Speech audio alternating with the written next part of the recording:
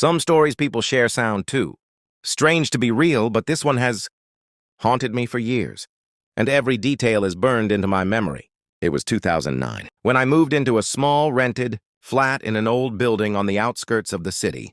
The place was cheap, and I didn't care much about its eerie, abandoned look.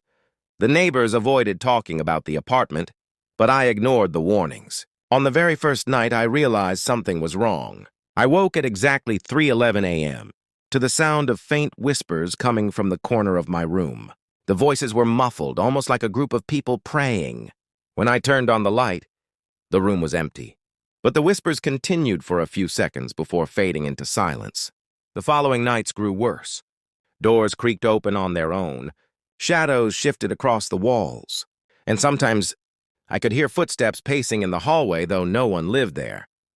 I began losing sleep, terrified of closing my eyes. One night I felt the weight of something pressing against my chest. I couldn't move, couldn't breathe. My eyes darted toward the mirror across the room. And that's when I saw it. My reflection wasn't moving. It was smiling at me, wide and unnatural. I screamed, and in that instant, the reflection tilted its head while my body stayed paralyzed. Suddenly, the pressure lifted and the glass shattered from the inside. I never stepped foot in that apartment again. Years later, I learned the truth.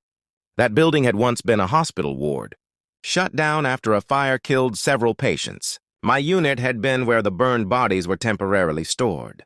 The whispers, the reflections, the feeling of being crushed, it all made sense. This wasn't just a nightmare. It was real. And sometimes, in the dead silence of night, I still hear those same whispers calling my name.